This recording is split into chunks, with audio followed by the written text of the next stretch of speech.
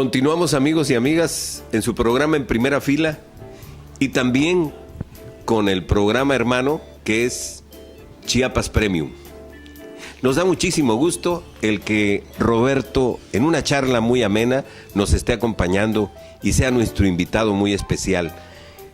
Hablábamos de la pasión que se siente con el micrófono, de entrar a una cabina. Yo le pregunto a mi amigo Roberto, ¿cuál es el mejor escenario que ha vivido en ti como locutor profesional con toda la trayectoria que has tenido? Fíjate que es dificilón evaluar, porque durante mi carrera modesta como comunicador, como locutor, hubieron tantos pasajes importantes en mi vida. Por ejemplo, recuerdo cuando fue la inauguración, cuando fue la postura de la primera piedra de lo que hoy es el Puerto Chiapas, cuando vino el licenciado Echeverría, que era el presidente de la República, y el gobernador Velasco Suárez. Pero para nosotros los comunicadores, ahí venía una figura importante que yo desde que la vi bajar del avión me le pegué, le busqué plática, vi la forma de darle machetazo a caballo de espada entrevistándolo, Jacobo Zabludovsky. Y para mí allí en el popular e inolvidable restaurante de los hermanos Estrada, ahí me dio la oportunidad Jacobo Zabludovsky de poderlo entrevistar. ¿Salió al aire? Sí, completamente. ¿Estabas a control remoto? No, grabé la entrevista para después pasarla en XCK. Oye, es un gran gusto, una gran satisfacción, sí, porque el maestro Zabludovsky todavía está vigente, tiene 83, 84 años y sigue todavía en los medios, y especialmente él inicia en la radio y creo que va a terminar su vida en la radio. Definitivamente. La otra de las etapas, hablando de eso, de personajes que estaban en ese momento ahí, es cuando vino Raúl Velasco a transmitir desde una de las etapas de la Feria Internacional. Yo compartí micrófonos con él, después me invitó, porque fue también él convidado a que fuera a visitar a Unión Juárez, y ahí fue cuando yo fui testigo. Yo grabé cuando él pronunció aquellas palabras de que Unión Juárez era la Suiza chiapaneca, y entonces posteriormente de la transmisión desde el Teatro del Pueblo, antes era la pista de baile de la Feria Internacional, entonces él también desde otro ángulo de la feria transmitió la hora nacional, y siempre participaba una voz local, y yo fui, Memo, esa persona que eligieron para que transmitiera junto con Raúl esa hora nacional desde Tapachula. Ese es uno de los grandes escenarios que has vivido, grandes momentos, y estás clasificando mentalmente que esos dos momentos son para ti muy gratos, pero hay una serie de escenarios bellísimos. Por ejemplo, yo te quiero recordar algo que cuando estamos de locutores, creo que es una plataforma de lanzamiento muy grande. Definitivo. Dentro de tu carrera política, ¿por qué no hablar de ello? De haber sido la persona que barría el lugar, las cabinas, los salones de la XCQ, haber llegado a ser el dirigente, el líder estatal de todos los locutores, y estar en la CTM también. Y platícanos algo de ese gran escenario que se te presentó debido a la plataforma de la radio. Sí, yo, como lo comentábamos hace un momento en el corte anterior, de que somos pocos los que hemos aprovechado este gran escaparate que es la radio, que es la cabina, que es el micrófono. A mí me dio por la lidereada. Entonces, por ahí, como a los 5 o 6 años que yo trabajaba en la radio, y que automáticamente al entrar a la radio, que era regenteado por un sindicato de esas plazas, yo automáticamente ya pertenecía al STIRT, y automáticamente por estatutos pertenecía a la CTM, y automáticamente por estatutos pertenecía al PRI, porque así era la plataforma, en los estatutos se decía. Entonces fui escalando, me gustó. Muy joven fui secretario general de la sección Tapachula. Después, por primera vez en un congreso nacional, se dijo que hubieran nada más secciones estatales, y fui el primer y el único secretario general a nivel estatal. Fui a Tuxtla Gutiérrez, gané la elección contra el profesor Palacios, Montesinos Palacios, que era un gran personaje en Tuxtla Gutiérrez, y gané la elección y después gané la reelección también. ¿Cómo le cayó a los tustlecos eso?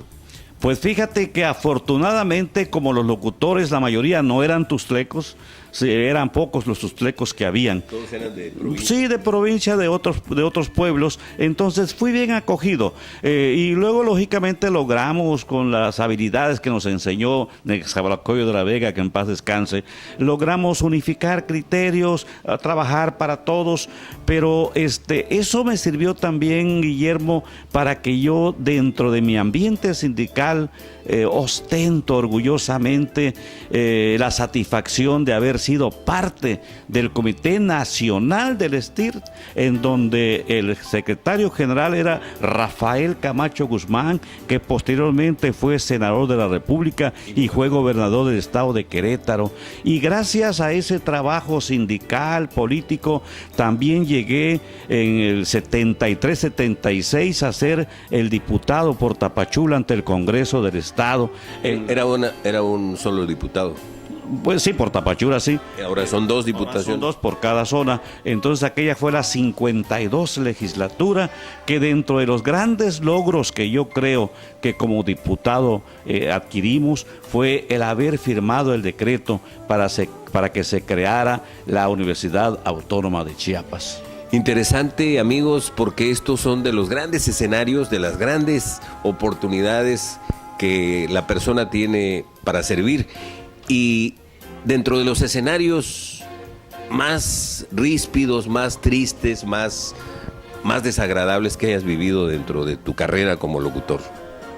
Pues fue cuando a nivel nacional se empezó a dar la modernización, cuando perdimos plazas, perdimos compañeros que fueron despedidos, claro, con su debida indemnización. Tú sabes que antes, aparte era la cabina del locutor, luego el operador, continuista, discotecario, recepcionista, en fin.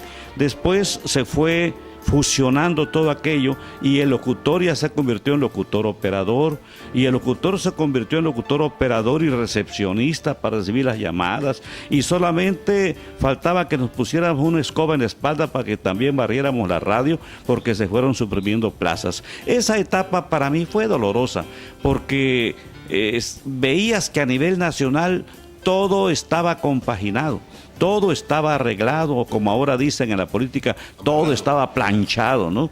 Entonces te sentías impotente para defender tus plazas, defender tu gente que entregó parte de su vida allí y que ahora por unos míseros pesos se iba a la calle. Y otras situaciones son haber perdido a compañeros, haber ido a los sepelios de algunos compañeros, y lógicamente es natural en la vida, pero son momentos tristes, un momento difícil para mí.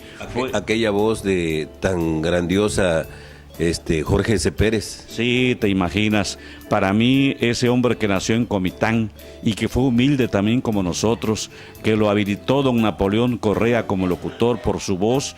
Para mí siento que ha sido uno de los mejores locutores que ha tenido XCKQ y que ha tenido Chiapas. Filiberto López y López también, por su voz.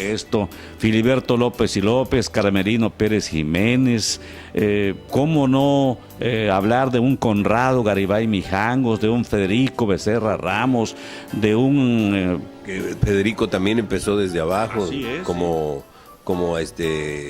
operador de cabina. Fíjate que te quiero comentar que Federico me suplió a mí en la escoba y en el trapeador. Cuando yo subí a operador, Federico entró como office boy. Cuando alguien subió más, él nuevamente se fue a operador, otra vez siguió casi la misma carrera que yo seguí. Entonces nos queríamos mucho, lo sigo queriendo a donde quiera que se encuentre, así como a todos mis compañeros, un Jorge Soria Murillo, un Fernando Luengas Díaz, un Javier Rosales. Para mí una gran voz, extraordinaria voz, romántica sobre todo, Gregorio Marín Matos. Definitivamente. Gran Goyo, Sí. aunque nos peleábamos a veces porque no llegaba a suplirme y me dejaba colgado y me llevaba a su senda incapacidad. Sí. Como aquel, hubieron dos hermanos, pero en la primera planta de locutores que vino de México, un Guillermo Moreno Jr. de la RH, después vino el hermano, mi compadre Enrique Moreno Trujillo, voces como don Virgilio Sánchez Barragán, como Jorge Navarrete Torres, como Jorge Soria Murillo, ya te dije, en fin, tantos y tantos, Paco Regalado, Borja. Por supuesto. Rodolfo Borja y Borja le dio un matiz diferente a la sección Tapachula del Estir, porque él venía de polaco. Yo te quiero confesar que él me apoyó mucho para que yo empezara en las líderes sindicales. Aprendiste algunas cosas con él. Y sobre todo, él fue el primero que inculcó a Jorge S. Pérez para que fuera el secretario general del Estir. El primer secretario general del Estir que hubo en Tapachula fue Jorge Soria Murillo. Después Jorge S. Pérez, después yo. Y por ahí nos quedamos varios años. La verdad es que son recuerdos muy bellos, amigos y amigas, dentro de la radio, pero sí, la radio tenía mucho contenido, había mucha propuesta, sobre todo en el área cultural. La marimba, por ejemplo, no podía fallar. Nos enterábamos de los noticieros, de los flash cada 15 minutos, cada 10 minutos, a través del teletipo, ¿no? Sí, cómo no. Ustedes mandaban el teletipo, nosotros leíamos las noticias, ¿verdad? Por otros medios, pero lo hacíamos. Y también hay algo importantísimo, el radio chismógrafo de la XCQ. Mira, fue un programa institucional de RCN. Todas las difusoras que pertenecían a Radio Cadena Nacional, a las 2 de la tarde el Radio Chismógrafo, así como los programas bases de 6 a 7 de la mañana, el Correo Musical, de 10 a 11 de la mañana, Radio Mercado, se iban a transmitir al mercado. ¿Por qué no recordar también a Tío Chico Pancho? Sí, por ahí iba. ¿Cómo? Fogata norteña, que pasaba a las 11 de la noche, ¿no? Y entonces dentro de esos programas, pero acuérdate que también a las 8 de la mañana era Triunfe en la Vida. Eso me inspiró a mí. Ese fue un parteaguas en mi vida. Todavía cuando me encuentro a Arael Bolaños, el hijo del señor Darío Bolaños, entro a algún restaurante, lo primero que le digo es: señoras y señores, Darío presenta Triunfe en la Vida. Sí, y él hace el tamborcito, ¿no? Bueno, sí. Pues esos programas institucionales, por ejemplo, de allá a las 2 de la tarde, era el Radio Chismógrafo. Ese programa penetró tanto a las esferas sociales porque ahí era en donde no se complacía, se saludaba, se felicitaba a los cumpleañeros, a los quinceañeros, en fin, todo aquello que se estructuraba de tal manera que Javier Gildardo Rosales y Socorrito Falconi fueron los primeros que empezaron a pasar ese programa. Manda tú a un corte, por favor. Bueno, por favor, usted que está allí, no le cambie. Regresamos en un momento más. Mientras tanto, veamos y escuchemos a nuestros patrocinadores.